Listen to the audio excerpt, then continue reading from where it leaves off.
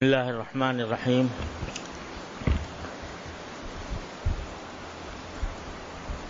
الحمد لله رب العالمين، والصلاة والسلام على سيدنا ومولانا محمد خاتم النبيين وإمام المرسلين وعلى آله وأصحابه أجمعين وعلى كل من تبعهم بإحسان إلى يوم الدين. أما بعد،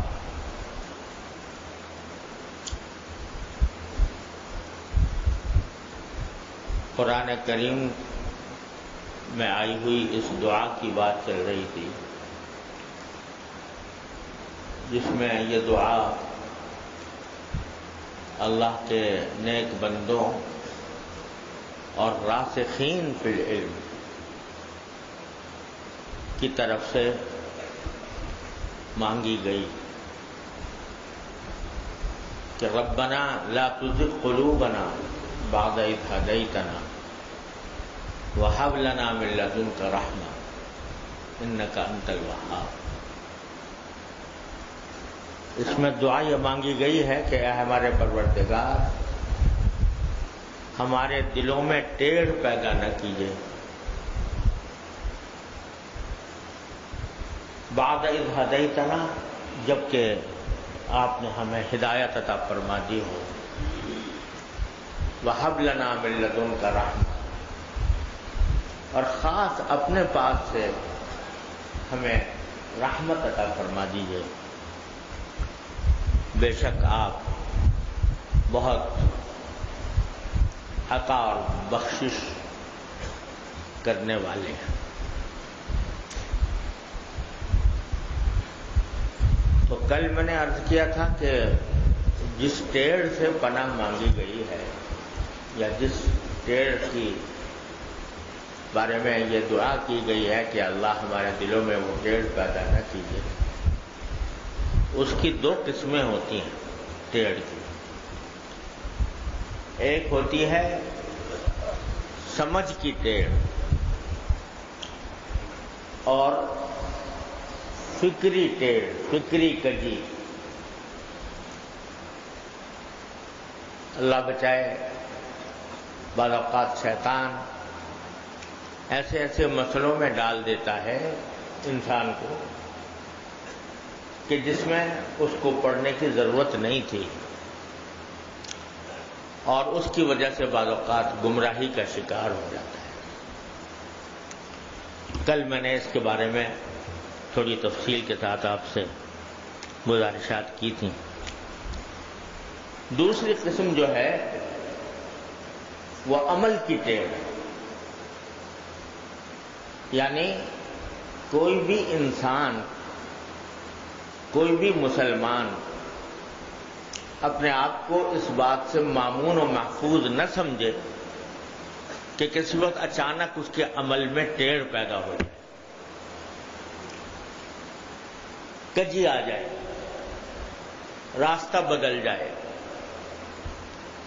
اچھے خاصے پڑھے لکھے، دیندار، پابند صوم و صلاۃ اور گناہوں سے بچنے والے افراد، متقی پرہیزگار، وہ بھی اس بات سے اپنے آپ کو مامون اور محفوظ ہمیشہ کے لیے نہ سمجھیں کہ کہیں ہمارا عمل جو ہے وہ کسی ٹیڑھ کا شکار نہ ہو.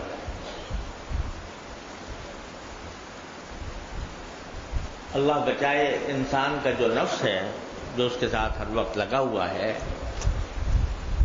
وہ کبھی کبھی ایسا بھی ہوتا ہے کہ آدمی ہر طرح کے کام نیک کر رہا ہے، اچانک اللہ بچائے رخ بدل جاتا ہے، اور اس کے نتیجے میں انسان گناہوں میں، نفسانی خواہشات کی اتباع میں پڑ جاتا ہے. باوجود ہے کہ تکمیل، جس کو اصطلاح صوفیہ کے اندر، صوفیہ کرام کی اصطلاح میں یا طریق تصوف کی اصطلاح میں کہا جاتا ہے کہ تکمیل ہو، تو تکمیل بھی ہونے کے بعد بھی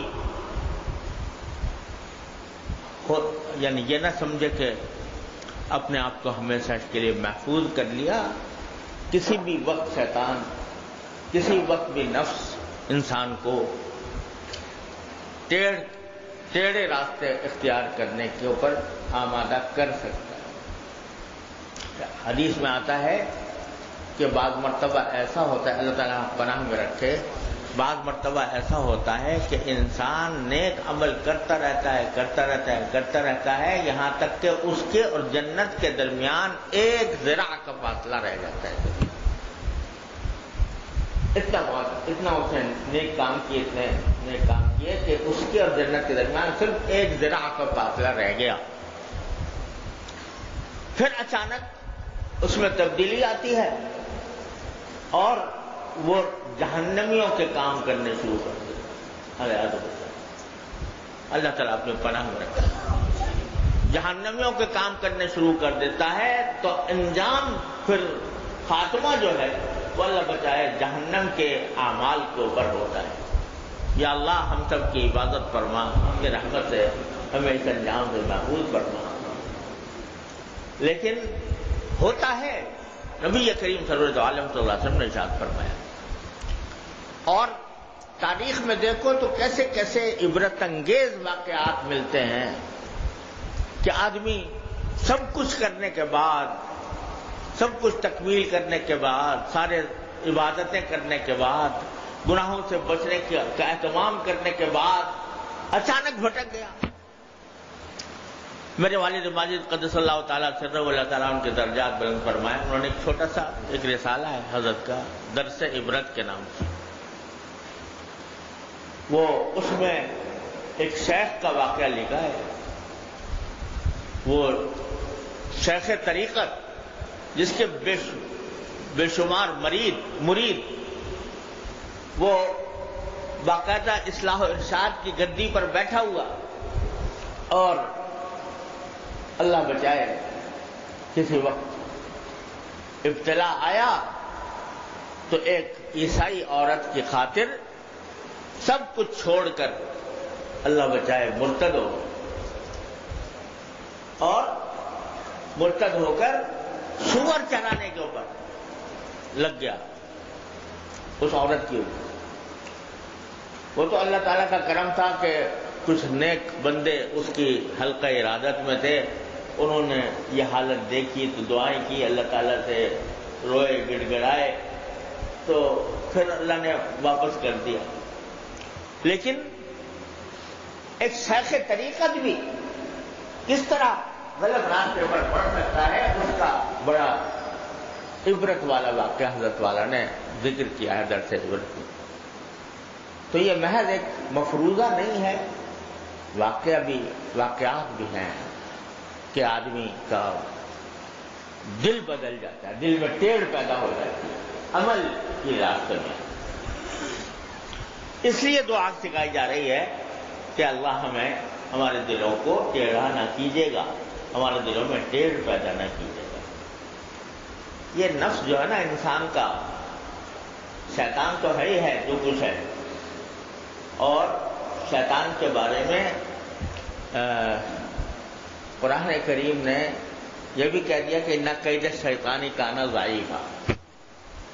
شیطان جو ہے نا یہ اس کا اتنا، اگر آدمی اس کے سامنے ڈٹ جائے تو یہ کمینہ ہے.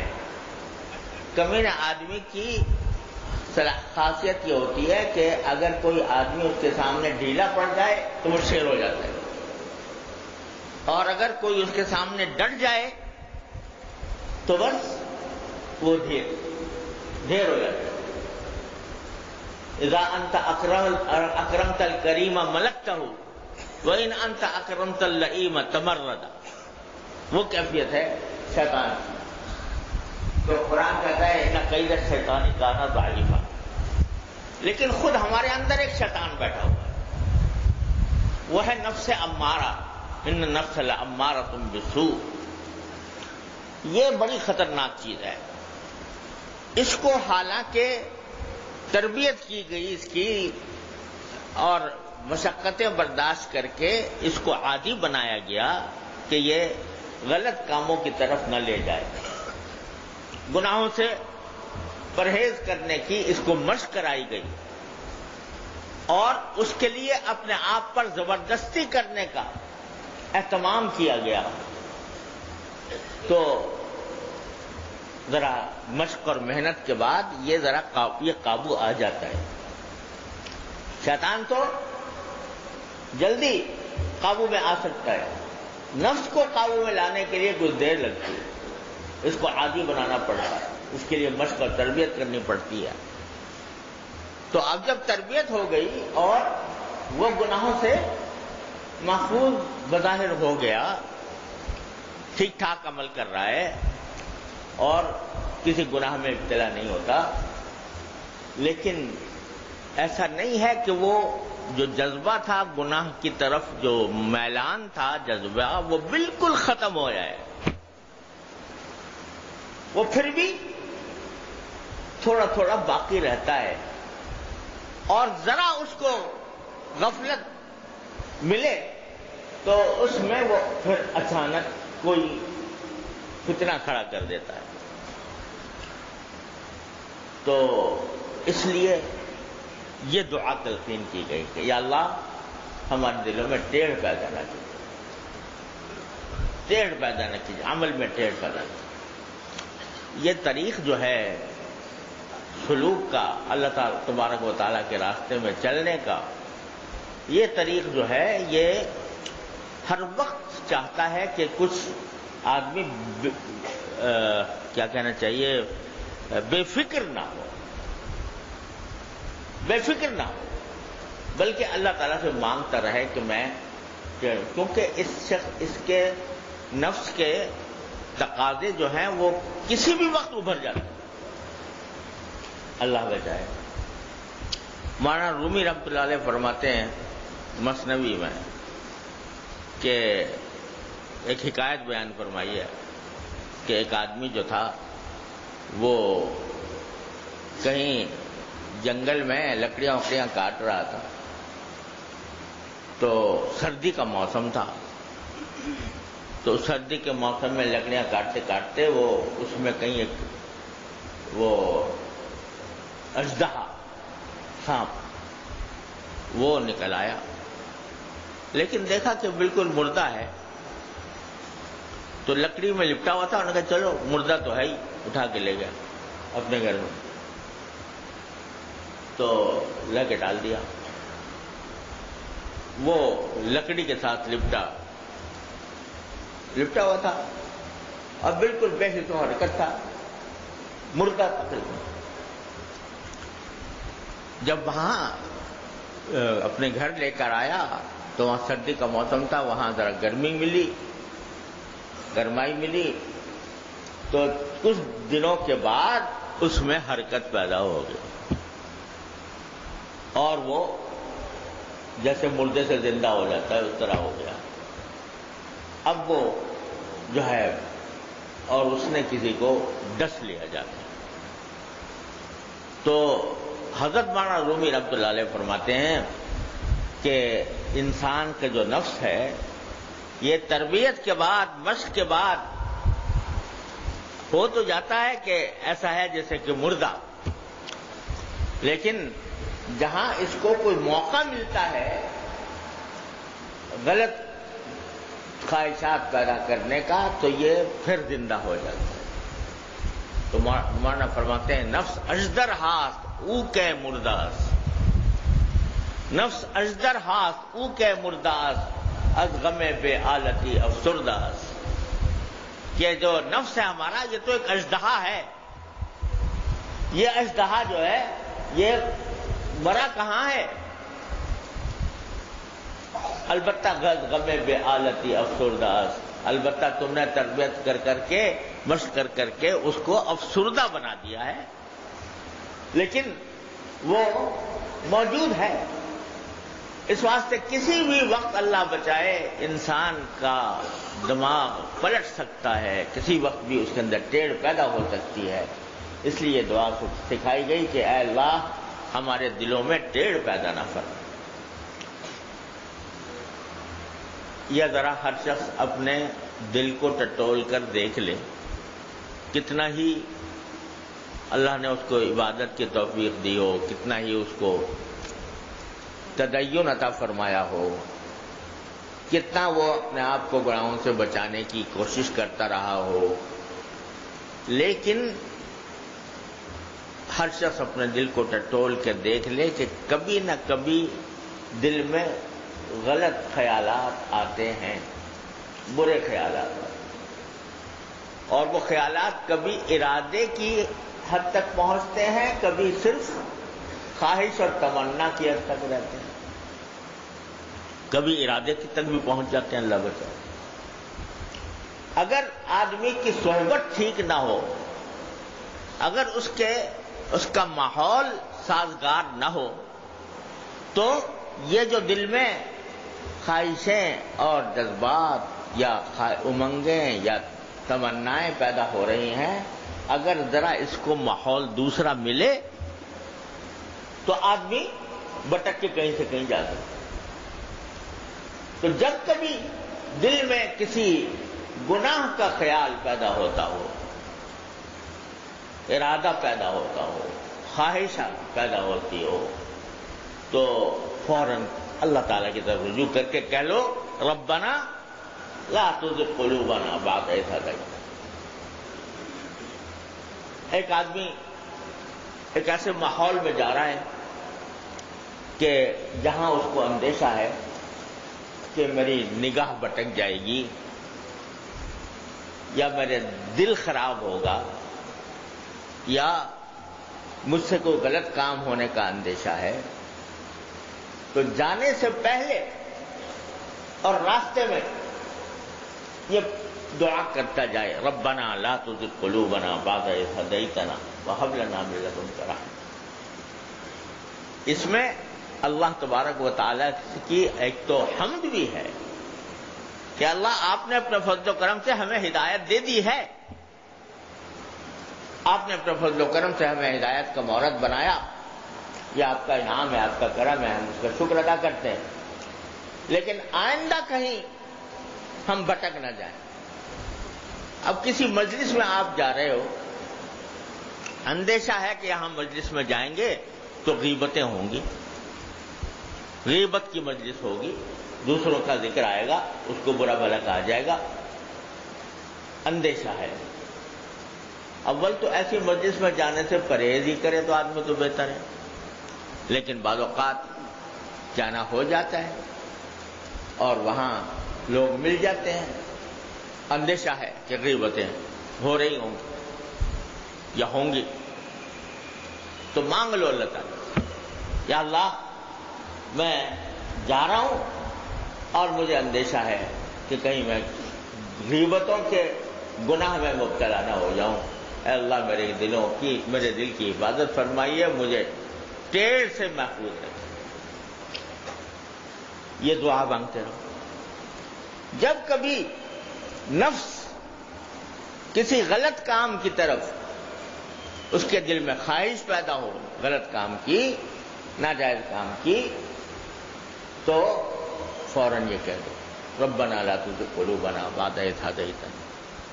اب یہ نسخہ خود بتا دیا نبی اللہ جل جلالہ نے، خود بتا دیا کہ یہ کرو، کیونکہ میرے نیک بندے ایسا کرتے ہیں، ان کی تعریف فرمائی جو کرتے ہیں، اور ہمیں بتا دیا۔ اس نسخے کے بعد اتمام حجت فرما دیا۔ ہمارے حضرت والا حضرت عارفی قدس اللہ تعالیٰ سرہ فرمایا کرتے تھے کہ ذرا تصور کرو کہ میدان حشر قائم ہے، حساب و کتاب ہو رہا ہے، اور اس وقت میں اللہ بچائے ہمارے اعمال نامہ آ رہا ہے، اس اعمال نامے کے اندر اللہ بچائے گناہوں کی ایک فہرست ہے، تو جب وہ فہرست پیش ہوتی ہے تو آپ کہتے ہو کہ اللہ میاں آپ نے تو ہمیں پیدا ہی ایسے زمانے میں کیا تھا، ایسے ماحول میں کیا تھا جہاں تو ان گناہوں سے بچنا مشکل تھا، اگر آپ نے ہمیں صحابہ کرام کے دور میں پیدا کیا ہوتا تو ہم ہم بھی ویسے ہی ہو جاتے ہیں. ہم تو اسی زمانے میں پیدا کیے گئے، جیسے زمانے میں پیدا کیے گئے ویسے ہی ہم ہیں، ویسے ہی گناہ کرتے. تو اس کے جواب میں اللہ تبارک و تعالیٰ اگر یہ فرما دیں کہ اگر تمہیں مشکل لگ رہی تھی اپنے ماحول کے اندر بچنا مشکل لگ رہا تھا، مجھے کیوں نہیں پکارا، مجھ سے کیوں نہیں مانگا؟ یہ سارا قرآن میں نے سارا قرآن بھرا ہوا، ان اللہ علی کل شیء قدیر، ان اللہ علی کل شیء قدیر. اللہ تعالیٰ ہر چیز پر قدرت رکھتا ہے. تو تم نے اس قدرت کا واسطہ دے کر مجھ سے کیوں نہیں مانگا کہ اللہ مجھے اس گناہ سے بچا لے، گناہوں سے بچا لے؟ تو کیا جواب ہوگا؟ لیکن اگر تم مانگتے رہو اللہ تبارک و تعالیٰ سے کہ اللہ ہمارے دلوں میں ٹیڑھ پیدا نہ کیجیے گا، ہمارے عمل میں ٹیڑھ پیدا نہ کیجیے گا، ہماری سوچ میں ٹیڑھ پیدا نہ کیجیے گا، مانگتے رہو اللہ تعالیٰ سے، تو پھر اللہ تبارک و تعالیٰ انشاءاللہ ایسے بندے پر کرم ضرور فرمائے. اور ایسے شخص کی اگر فرض کرو پھر بھی لغزش ہو جائے، قدم ڈگمگا جائے، تو اللہ تعالیٰ توبہ کی توفیق دے، استغفار کی توفیق دیں گے. توبہ کی توفیق دینے سے اللہ تبارک و تعالیٰ اپنی ستاری کا مظاہرہ فرمائیں گے، اپنے غفاری کا مظاہرہ فرمائیں گے. تو اس واسطے مانگنے سے نہ غفلت کرو، اللہ تعالیٰ سے مانگتے رہو. یہی سکھایا گیا اس میں ربنا لا تزغ قلوبنا بعد اذ ہدیتنا میں، کہ ہم سے مانگتے رہو کہ اللہ ٹیڑھ پیدا نہ کیجیے گا، نہ ہماری سوچ میں، نہ ہماری فکر میں، نہ ہمارے عمل میں. اللہ تعالیٰ اپنے فضل و کرم سے، اپنی رحمت سے ہم سب کو اپنی حفاظت میں لے لے. یا اللہ اپنی حفاظت میں لے لیجیے. یا اللہ ہمیں ٹیڑھ سے بچائیے. یا اللہ ہمارے فکر اور سوچ کی ٹیڑھ سے بھی بچائیے. یا اللہ ہمارے عمل کی ٹیڑھ سے بھی بچائیے. یا اللہ نفس اور شیطان کے مقاصد سے، ان کے شرور و فتن سے اے اللہ ہماری حفاظت فرما لیجیے. اور اللہ خاتمہ ایمان پر فرمائے. یا اللہ خاتمہ ایمان پر فرمائے. یا اللہ خاتمہ ایمان پر فرمائے. اللہ تعالی ہم سب کا خاتمہ اپنی رحمت سے ایمان پر فرمائے. وصلی اللہ تعالی علی خیر خلقہ.